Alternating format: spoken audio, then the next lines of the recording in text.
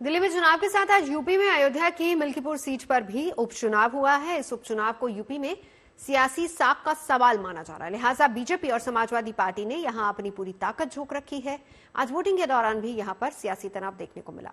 हमारा आज का 7वां और आखिरी सवाल यही है, मिल्कीपुर सीट पर उपचुनाव को लेकर क्यों छिड़ी है जबानी जंग? मिल्कीपुर में जीत के दावों के बीच आरोपों के भी तीर खूब चले।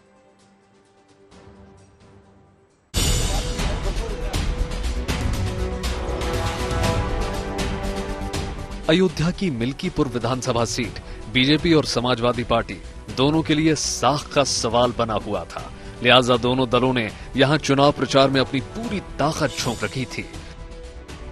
आज वोटिंग के दौरान इस सीट पर एक दूसरे पर आरोपों के तीर खूब चले। समाजवादी पार्टी और बीजेपी ने वोटिंग के दौरान एक दूसरे पर गंभीर आरोप लगाए। समाजवादी पार्टी ने तो घाटमपुर मतदान केंद्र पर फर्जी वोटिंग करने का आरोप भी लगाया। वहीं समाजवादी पार्टी के प्रत्याशी अजीत प्रसाद ने पुलिस पर आरोप लगाया कि समाजवादी पार्टी के समर्थकों को वोट देने से रोकने की कोशिश की गई। यहाँ पे कुछ अराजक तत्व है जो मतदाताओं को प्रभावित कर रहे हैं, उनको वोट नहीं डालने दे रहे हैं और यहाँ पुलिस प्रशासन जो लगी हुई है वो भी दबाव बना रही है समाजवादी पार्टी के पक्ष में वोट न पड़े। वोटिंग के दौरान मिल्कीपुर उपचुनाव में चुनाव आयोग को 20 से ज्यादा शिकायतें मिली, जिसमें ईवीएम खराब होने से लेकर वोटर्स को डराने और चुनाव प्रभावित कराने जैसी शिकायतें भी शामिल थीं। पुलिस अधिकारियों के मुताबिक उन्होंने सभी आरोपों की जांच की, जिसमें उन्हें कोई गड़बड़ी नहीं मिली। हर शिकायत को, चाहे वो इस पक्ष की हो चाहे वो उस पक्ष की हो, हम लोग सुन रहे हैं और अभी तक कोई ऐसा सब्सटेंस किसी में नहीं पाया है।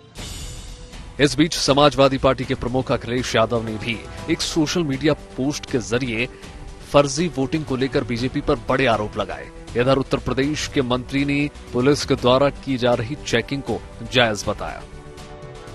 250 बूथ की शिकायत आ रही है, कैप्चरिंग इसकी सूचना मैं लगातार पर्यवेक्षक को दे रहा हूं। एक तरफ वो आरोप लगाते हैं कि फर्जी मतदान हो रहा है। अगर वहां प्रशासन फर्जी मतदान को रोकने का तरीका क्या है? जो चुनाव आयोग ने मानक तय किया है कि ये आधार होगा, इसी आधार को लेके जाएंगे तो वोट देंगे। समाजवादी पार्टी ने यह भी आरोप लगाया कि वोट करने आ रही महिलाओं की बुर्का हटाकर चेकिंग की जा रही है, जिस पर वहां मौजूद हमारे संवाददाता ने मुस्लिम महिलाओं से बातचीत की। आप लोगों को वोट डालने से रोका गया है? नहीं, नहीं। कोई रोक रहा है आपको? क्यों नहीं भैया। आप बताइए, क्या नाम है आपका? निकायत बानो। आपको कोई रोक रहा है पुलिस वोट डालने से? जी नहीं। अच्छा, आप बताइए। सायरा बानो। आप बताइए, वोट डालने से कोई रोक रहा है? नहीं।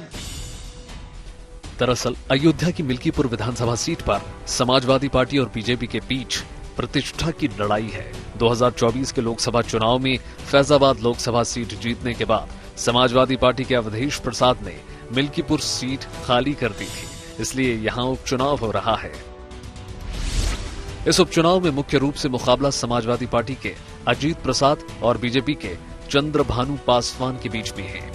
2022 के उत्तर प्रदेश विधानसभा चुनाव में मिल्कीपुर अयोध्या जिले की एकमात्र विधानसभा सीट थी जहां बीजेपी हारी थी।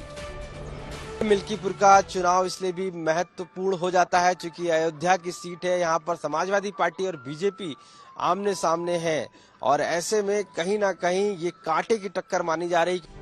समाजवादी पार्टी के सामने सीट को बरकरार रखने की चुनौती है, जबकि बीजेपी इस चुनाव को फैजाबाद में अपनी हार का बदला लेने के अवसर के रूप में देख रही है।